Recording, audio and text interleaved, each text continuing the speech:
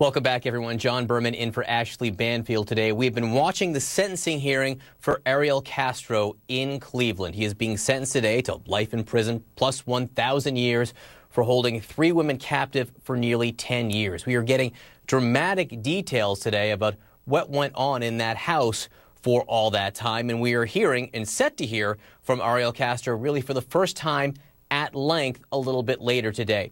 As the day began, we did hear briefly from Mr. Castro, who began to apologize to the women that he held for so long. Let's listen to what he said. I would like to apologize to the criminals. Do I do that now? Yes, you may do that now. Do I do that at the end of the day? You can do it then too. This is one of your opportunities to speak. I'll do it at the end of the day. All right. Thank you. So as you can hear, Ariel Castro apologized. He also said he expects to speak later on today.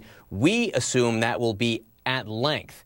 People who know Mr. Castro have said that he will talk for a period of time and let the world see the real Ariel Castro, whatever that means. As I said, it has been a day of high drama there. We've been learning details about how the women were found. We heard from Officer Barbara Johnson, who was one of the first officers on the scene, one of the first people to see these women who'd been held captive for so long, and she gave emotional testimony about how they appeared to her. Let's watch. I remember I kind of shined the flashlight so she could, whoever it was, could see that we were the police. We later found out it was Michelle Knight, as she literally launched herself into Officer Spada's arms. He legs, arms, just choking him, and she just kept repeating, "You saved us, you saved us." At that point, I told her, "It's okay, honey, you're safe." She then came over to me and jumped into my arms. It's been more than 2 months now since these women were found. These women were freed after so long in captivity, and as I said, we are learning today some of the details about what went on while they were being held. Our Pamela Brown is outside the courthouse right now in Cleveland. She's been covering the story from the beginning, Pamela, and as I said, we really are learning new things and seeing things that we had never seen before in this case. Yeah, jaw-dropping information here. It's really bringing reality to the surface, John.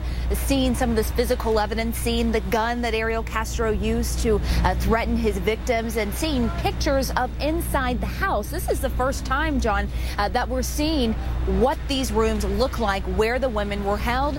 We saw the room where Amanda Berry was kept with her young daughter, and you see on the wall child workbook pages, and you see how small the room is, as one of the prosecutor said it was only 11.5 by 11.5 feet, and this is where they were held. We saw the rusty chains used to restrain the girls, and he talked about how there was no doorknob inside the room where the women were kept, so that Ariel Castro could control them and keep them inside the rooms. He talked about how there were little cutout holes in the room so that they would have ventilation, but that's really all they had as far as ventilation goes because the windows were boarded up.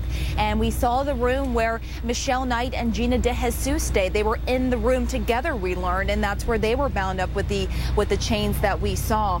So it's incredible to see these images, to see how small the rooms are, to see the disheveled the condition of the home. We saw the basement where he restrained the girls when he first abducted them, the pole where he chained them to, the helmet that he put on the women's heads after he abducted them and kept them there overnight in that dark basement. And we also learned about the note that Ariel Castro wrote. We talked about this note in the very beginning, but we're learning more about it. He wrote in that note he was a sexual predator.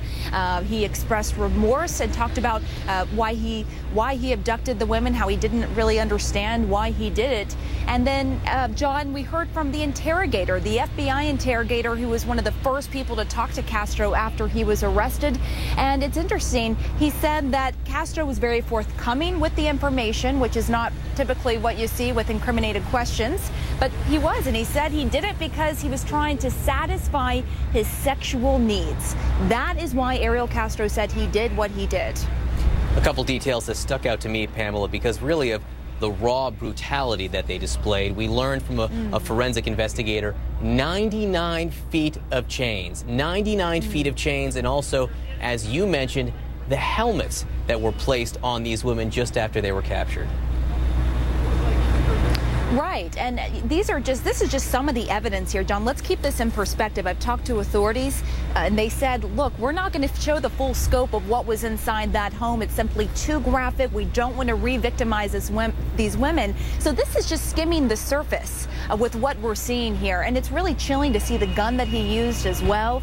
But what really touched me, John, is hearing the doctor talk about Stockholm Syndrome, what these women went through, and how Michelle Knight protected Gina DeJesus, how she would take the brunt of the assault in order to protect Gina, how she played the nurse and doctor.